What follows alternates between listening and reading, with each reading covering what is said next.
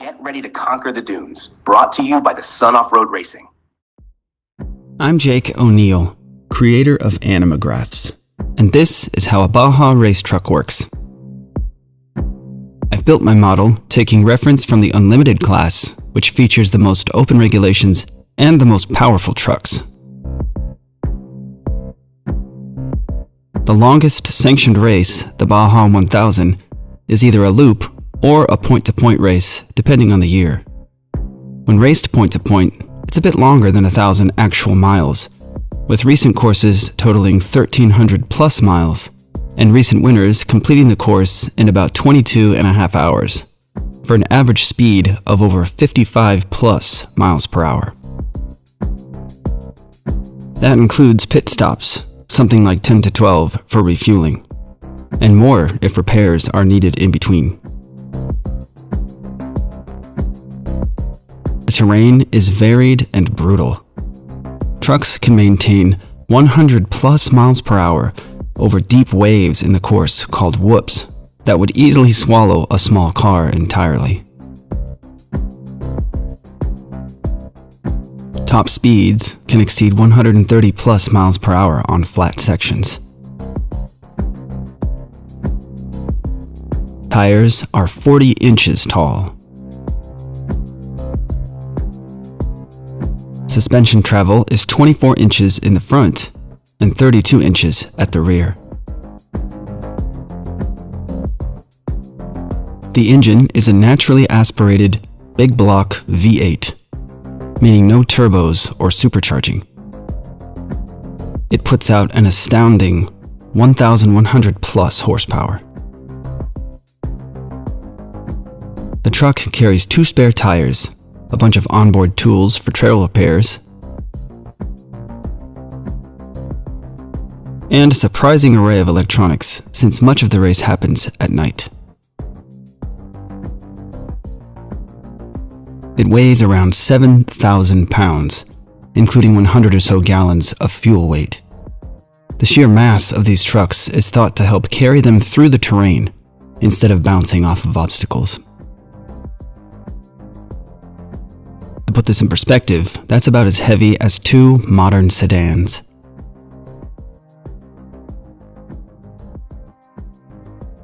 With a general overview of this absolute beast of a machine, let's get into the details. The exterior and frame are built similar to many race applications, with panels made of fiberglass and other composites. Attached to a steel tube frame. Panels channel in cooling air and protect underlying equipment. They're strong, light, and easily replaceable. A row of tough rubber flaps at the midsection offers added protection for rearward components.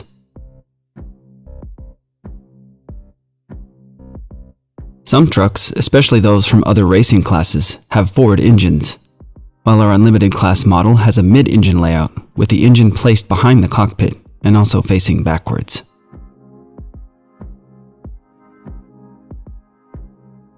Zooming into the engine, we first notice the huge air filter on top, which is custom designed to handle massive air intake in the most punishing environments, as dust and dirt particles pose a constant threat to engine internals. Air travels through an array of separate intakes called an 8-stack. Each air intake tube has its own fuel injector. This setup allows monitoring and specific fuel and air delivery for each cylinder. These trucks generally use big block engines, traditionally designed for large working trucks or other heavy-duty applications. For example, the size comparison sedan from earlier might have a 3.5-liter V6 engine, meaning the volume of all 6 cylinders adds up to 3.5 liters of total capacity. A stock big block V8 engine could start at 6 liters or so. Our custom race engine has been upgraded to 9+ liters, or 555 cubic inches of volume. The extremes of desert racing directly inform the build. Riding over rough terrain means constant loading and unloading the engine in a way that's pretty unique to this kind of racing. An oversized, heavy-duty engine can better handle that kind of instant full-on, full-off impact and keep from blowing itself to bits for the nearly 24 hours of all-out abuse. Power adders, like turbos for example, may have associated lag with that kind of instant on and off power requirement, and also add more liability in the air intake system with intricate and highly tuned interior parts that don't handle constant dirt and dust as well. That said, competitive trucks in the Unlimited class can have widely diverging setups from what I've shown here, and nothing is set in stone. Engine oil is handled with a dry sump system. Standard vehicles have a deep oil pan, and the sump is the pit or well where excess oil is stored. Dry sump systems have an external oil reservoir and a shallower pan. They're more proactive about pressurizing and pumping oil to and from the engine for better coverage, cooling, and less sloshing or oil starvation in wild race conditions like hard corners, jumps, landings, and so on. Exhaust travels through individual pipes called headers and combines into collectors as it winds to the upper side of the truck bed.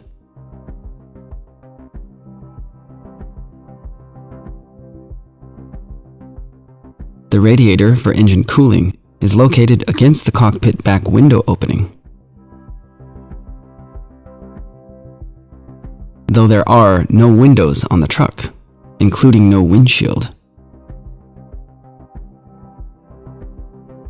Much of the engine intake air and cooling air flows from and through the cockpit for access to the cleanest air possible in the constant cloud of dirt.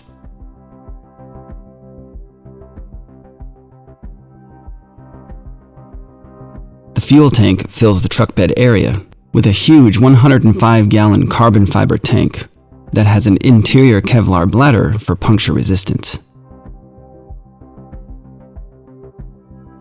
It's got multiple fuel pumps for increased pumping ability and redundancy in case one fails.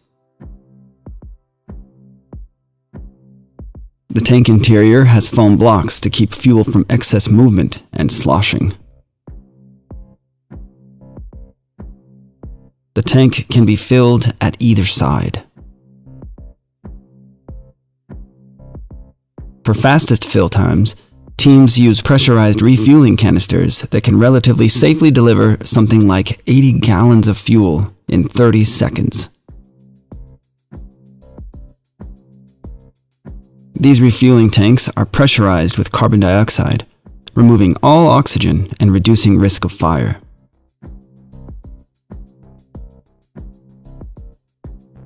Heading back inside the truck, let's trace power as it flows out of the engine.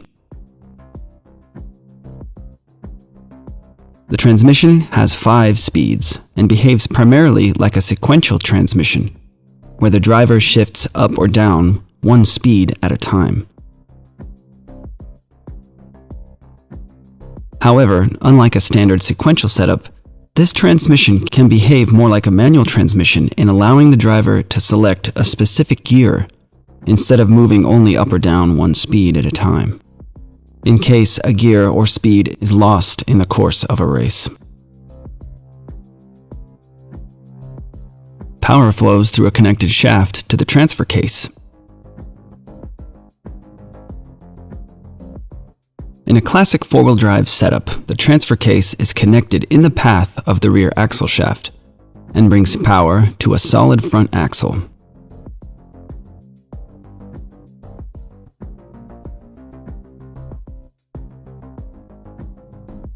Our race truck's mid-engine layout shuffles these components around.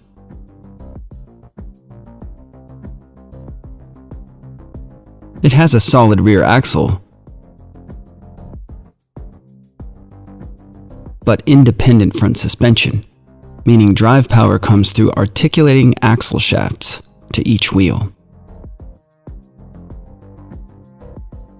There are front and rear differential gear sets, which, as you may already know, allow wheels at each side to rotate at different speeds when necessary. The rear differential is in the axle housing, while the front differential is bolted to the frame.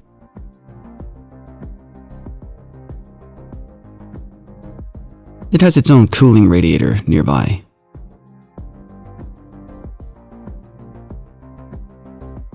The distinction between four-wheel drive and all-wheel drive is that with four-wheel, the system will most likely need to be engaged by the driver for use in particular scenarios.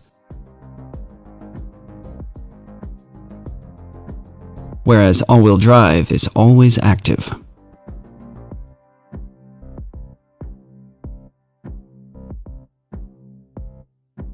All this motive power can be put to best use through the suspension system. It's something of a miracle to launch a 7,000-pound behemoth into the air high enough to jump over itself and then some, and have it land perfectly graceful as a cat.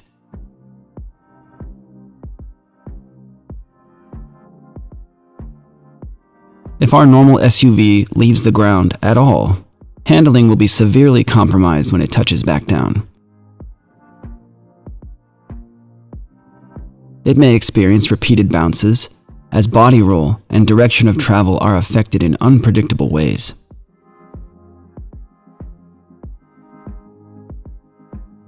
The race truck seems to handle everything with great skill, both small bumps and huge jumps alike.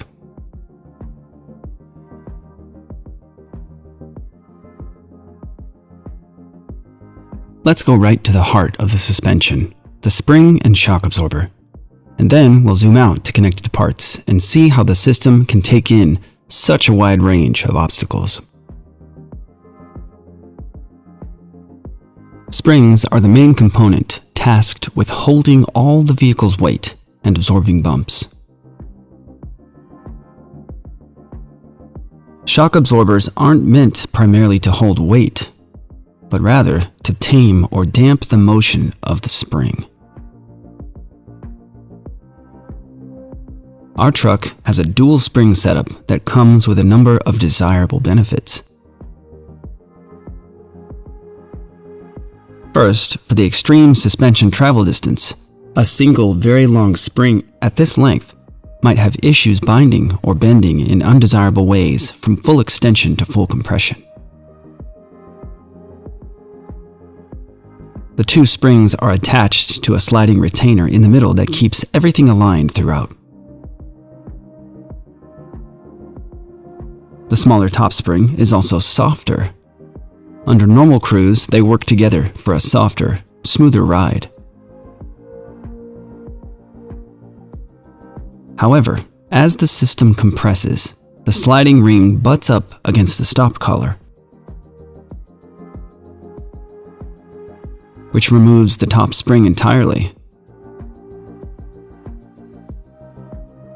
leaving the much firmer, heavier bottom spring to handle things from that point on. This is what's called progressive spring rate, where one system can handle both soft and firm requirements. Without progressive springs, the ride might be too firm when cruising for poor, jittery handling over high-speed, flatter sections, or far too soft to land a jump or navigate big obstacles without breaking things. Even this highly tuned spring system would experience chaotic bounciness on its own. Nearby shock absorbers are specially built and tuned to eliminate extra spring bounces as much as possible. The body of the shock is filled with oil. Inside, there's a moving rod with a piston at its end, and holes or ports that allow shock oil to pass through. Some ports flare open towards the top to affect flow during the compression stage.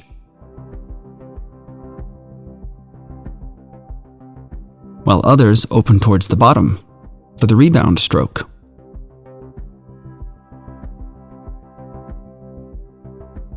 There are stacks of thin, flexible washers, top and bottom, that can be swapped out. To alter how fast oil can flow through these ports.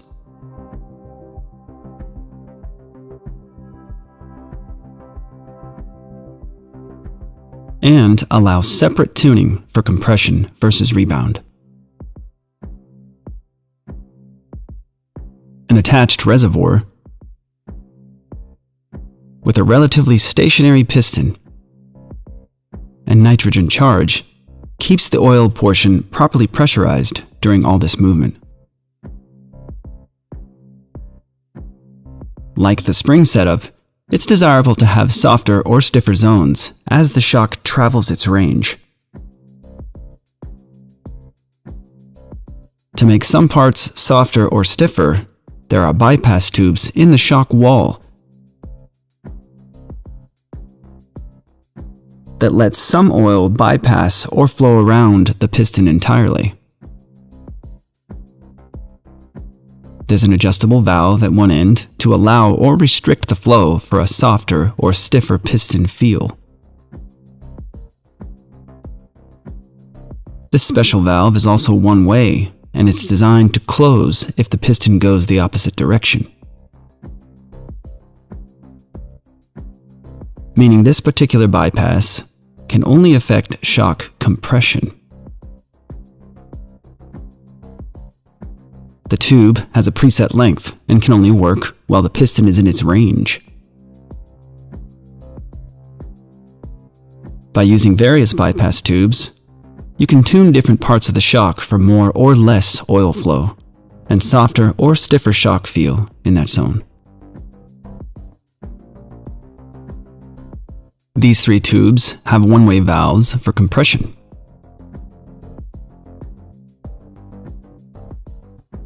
There are two additional bypass tubes at the other side for the rebound stroke.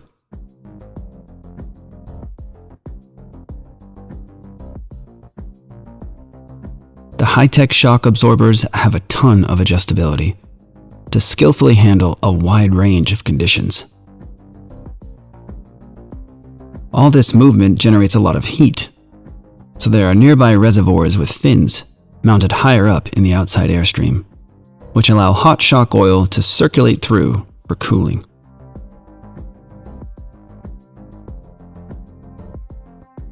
Shocks and springs are mounted to reinforced frame supports at the top, and an engineered swinging beam called the trailing arm at the bottom. To complete the assembly, there are smaller bump stops above the axle that compress at the absolute limit of travel.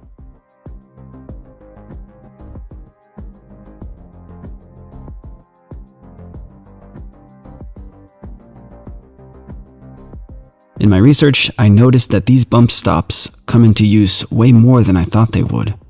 They're driving these trucks at the absolute limit all the time. Trailing arms attach lower on the rear axle, with separate rods at the top, to allow for a lot of travel while keeping components properly aligned through the full range, especially axle joints. This is called a 4-link suspension. The long trailing arms are also a key design component in making these trucks seem to float in a straight, level path, no matter the chaos unfolding at each wheel. If you draw a line from the tire contact patch to the trailing arm pivot point, this line represents the direction of all the drive force coming from the rear end. As long as this line is in front of the vehicle's center of gravity, the wheels will tend to pull the vehicle forward in the direction of this line. Our classic 4x4 shows how this looks with a more standard rear axle setup, where the driving force remains behind the center of gravity and tends to pull things upward for a bouncy ride.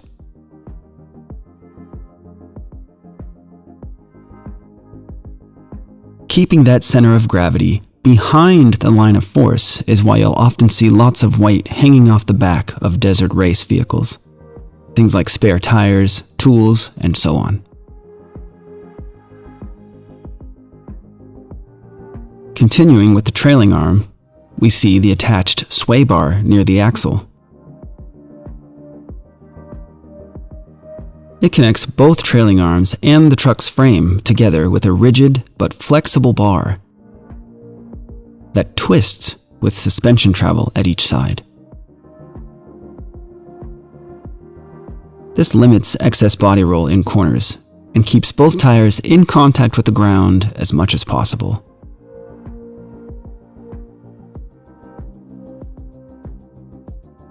At the very back, there are fabric straps between the frame and axle called limit straps that gently suspend all these heavy components at full droop so they don't bang into stops throughout the system and cause extra wear and tear. The axle is an extremely beefed up, custom welded part that's been reinforced with thick steel at critical points throughout.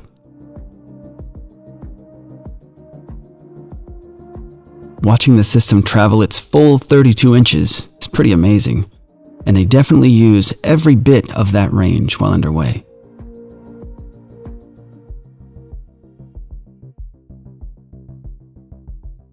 Moving forward, let's have a look at the front suspension.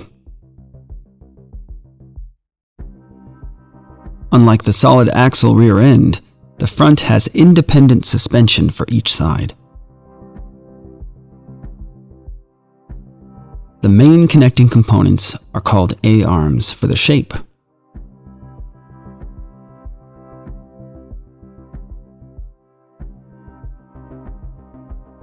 A shock and spring pair, like the rear setup but a little smaller, attach from a fortified section of the frame.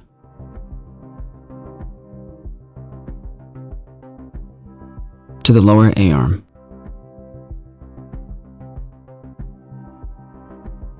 A-arms connect to the upright, which holds the wheel and associated components.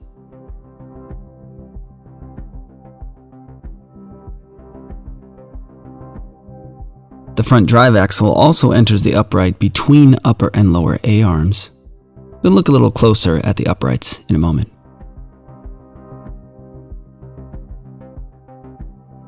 Suspension philosophy can quickly get into the weeds, but generally speaking, for some added complexity, a bit less travel, and less weight, independent front suspension helps solve some critical steering goals.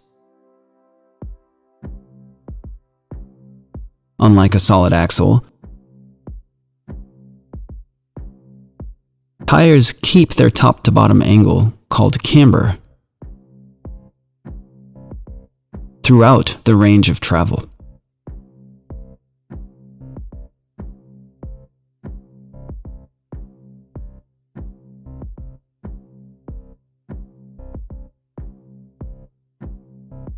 Keeping the outer tire perpendicular to the ground in corners for better connection, no matter what the other wheel is doing.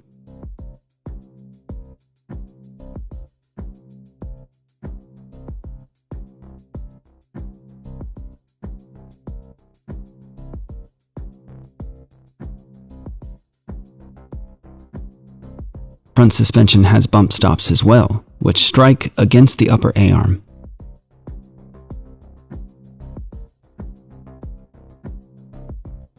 Steering components are packaged with front suspension.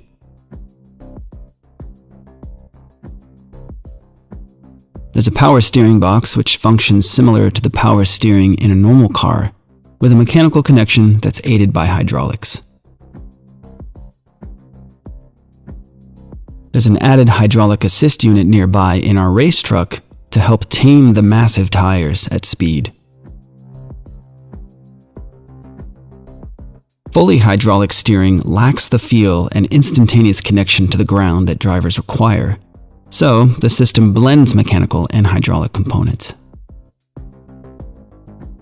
This is a swing set style design, where the central bracket for steering arms is designed to swing in an arc throughout the full range. Instead of just moving side to side in a straight line, as many standard steering racks will do.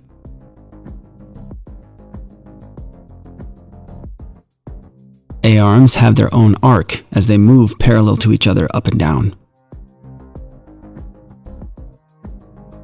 And the swing set steering complements that arc to keep parts properly aligned through the extreme suspension range.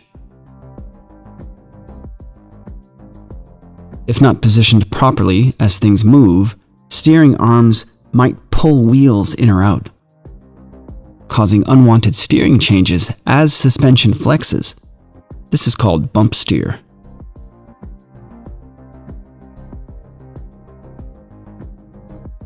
Let's follow front suspension out to the wheel.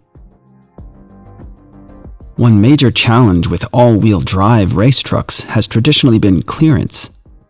If this were a two-wheel drive vehicle, things can stay right where they are. But if we add a front drive axle, it needs to go right where the lower A-arm is to drive the front wheel. Now we've lost a lot of clearance. Many consumer-grade cars have this kind of arrangement, but our race truck needs all the ground clearance it can get. To move the drive axle and A-arms back up high, portal axles are used. Drive power flows through a double intermediary gear set for strength to the lower gear and out to the wheel. The portal assembly adds weight and complexity, but also enables all-wheel drive without sacrificing ground clearance, which has proven to be worth the trade-off. Front brakes attach here, and the wheel and tire setup. These giant, balloon-like tires are run at lower internal air pressure for a wider, flatter, and more flexible contact patch. Also, the ability to help absorb the brutal terrain shocks. The tire deflects and deforms a lot while in action.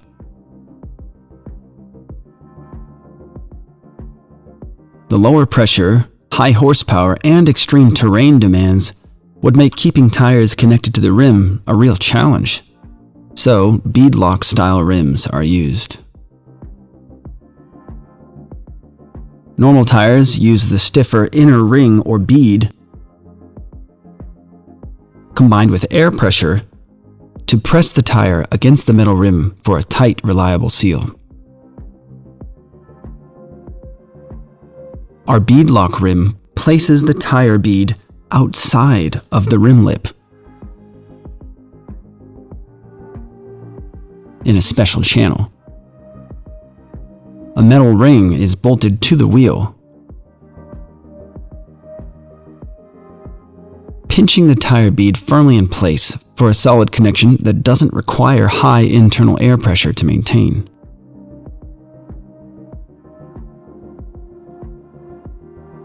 And here's the complete front suspension, with steering and drive components all working together from full droop to full compression.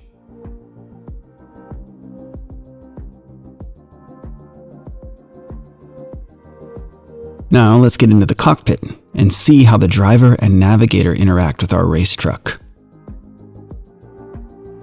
The driver pilots the vehicle, and the navigator is tasked with all other duties required to get through 1,000 plus miles of off-road terrain safely, calling out obstacles, communicating with the support team, and keeping on course at every moment. There are no doors, and entering the truck means climbing through the side window opening. However, as previously noted, there are also no windows. There are nets for safety to keep passengers inside in the event of an accident. Both driver and navigator have helmets with hoses and pumps for filtered cooling air. The driver has controls at the wheel to position different external lighting systems up or down. There's a button to dispense fluid through a drink tube in the helmet, and a push-to-talk button at the other side for radio communication. There are paddle shift levers at either side of the wheel. Dash panels include a general control panel with various truck and race-specific functions. The central display shows speed, critical monitors like fuel and oil pressure, lap times, and more. The right display is the GPS map and race course. The center console has a battery disconnect switch for safety, and a fire system pull cord, which will activate extinguishers that have lines plumbed into areas like the cockpit and engine compartment.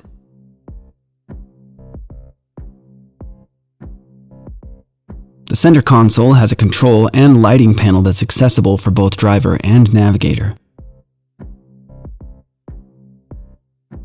The power steering fluid fill tube comes through the console here for easy access during the race. As we move to the navigator's position, we see a larger GPS map display with similar matching controls, panels, and displays to the driver. The main communication radio is up top, with volume knobs for individual headsets inside helmets. The navigator also has door bags with tools for field repairs between pit stops if necessary.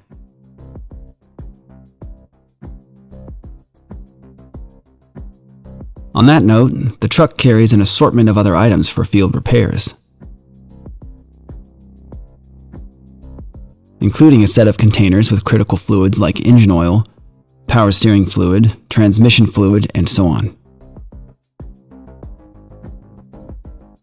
There's a spare drive axle, a hydraulic jack can be engaged from the cockpit to rapidly jack up the truck on either side, for example, for a tire change. There's also a spare jack on board if the automatic jack fails, and a set of spare tires.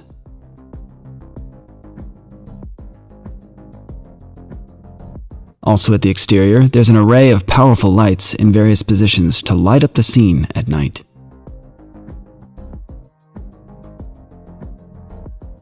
Yellow or amber lights don't reflect airborne particles as dramatically as white light and become invaluable in heavy dust or fog.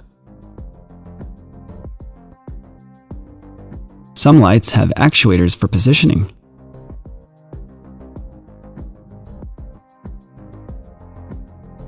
With all the interior electronics and lighting, it's not uncommon for these trucks to draw 160 to 200 amps, which is comparable to a mid-size house.